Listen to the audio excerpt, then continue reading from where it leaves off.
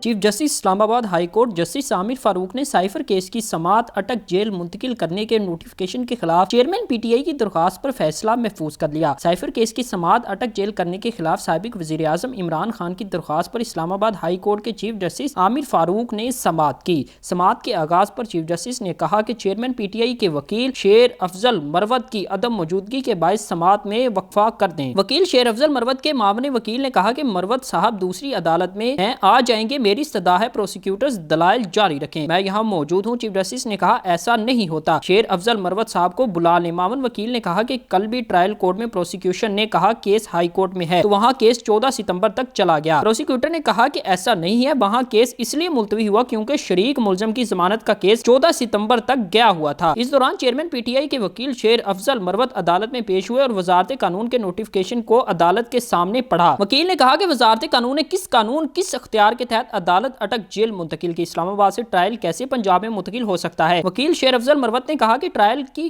دوسرے صوبے منتقلی قانونی طور پر صرف سپریم کورٹ کر سکتی ہے، چیف کمشنر یا سیکرٹری داخلہ کا اختیار نہیں کہ وہ ٹرائل دوسرے صوبے منتقل کرے۔ سماعت کا مقام تبدیل کرنے کے پیچھے بدنیتی ہے۔ وکیل شیر افضل مروت نے کہا کہ سماعت کا مقام تبدیل کرنے کے نوٹیفکیشن کا مقصد چیئرمین پی ٹی آئی کو اٹک جیل میں رکھنا تھا۔ ابھی تک یہ نہیں بتایا گیا کہ یہ نوٹیفکیشن کس قانون کے تحت جاری کیا گیا۔ آفیشل سیکرٹ کے تحت سویلین کا ٹرائل اسپیشل کورٹ میں ہوتا ہے۔ اسلام آباد سے کسی دوسرے صوبے میں ٹرائل منتقل کرنے کا اختیار صرف سپریم کورٹ کا ہے۔ وکیل شیر افضل مروت نے کہا اسلام آباد الگ سے خود مختار علاقہ ہے، کسی صوبے کے حدود میں نہیں آتا۔ کسی بھی عدالت کی سماعت کا مقام تبدیل کرنے کا طریقہ کار قانون میں واضح ہے۔ سماعت کا مقام تبدیل کرنے کے لیے متعلقہ عدالت کے جج کی رضامندی بھی ضروری ہوتی ہے۔ وکیل شیر افضل مروت نے کہا کہ توشہ خانہ کیس میں سزا معطلی کے بعد چیئرمین پی ٹی آئی کو اٹک جیل میں نہیں رکھا جا سکتا تھا۔ اگر ٹرائل کی تبدیلی کرنی تھی تو ان کو ٹرائل جج سے پوچھنا تھا، لیکن نہیں پوچھا گیا۔ وکیل شیر افضل مروت نے کہا کہ اور موقف اپنایا کہ چیئرمین پی ٹی آئی کو اٹک جیل میں رکھنے کی کوئی وجہ نہیں۔ چیئرمین پی ٹی آئی کی توشہ خانہ کیس میں ضمانت ہو چکی، چیئرمین پی ٹی آئی اس وقت جوڈیشل حراست میں ہیں۔ اس کے ساتھ جیل ٹرائل اور جج تعیناتی کے خلاف درخواست پر چیئرمین پی ٹی آئی کے وکیل کے دلائل مکمل ہو گئے۔ ایڈیشنل اٹارنی جنرل نے کہا کہ جیل ٹرائل سے متعلق نوٹیفکیشن ایک دفعہ کے لیے تھا۔ نوٹیفکیشن جب ایک دفعہ کے لیے تھا تو ان کی پٹیشن غیر مؤثر ہو چکی۔ رولز آف بزنس میں وزارت قانون کے پاس نوٹیفکیشن جاری کرنے کا اختیار ہے۔ ایڈیشنل اٹارنی جنرل نے کہا کہ وزارت قانون نے صرف این او سی جاری کیا تھا، سائفر کیس میں عدالت کے مقام کی تبدیلی صرف ایک بار کے لیے تھی۔ چیف جسٹس عامر فاروق نے کہا کہ جیل ٹرائل کوئی ایسی چیز نہیں جو نہ ہوتی ہو، جیل ٹرائل کا طریقہ کار کیا ہوگا اس حوالے سے بتائیں۔ پروسیکیوٹر نے کہا کہ سائفر کیس کا ابھی ٹرائل نہیں ہو رہا، وزارت قانون نے قانون کے مطابق عدالت منتقلی کا نوٹیفکیشن جاری کیا۔ فریقین کے دلائل اور موقف سننے کے بعد اسلام آباد ہائی کورٹ کے چیف جسٹس عامر فاروق نے سائفر کیس کی سماعت اٹک جیل میں کرنے کے وزارت قانون کے نوٹیفکیشن کے خلاف درخواست پر فیصلہ محفوظ کر لیا۔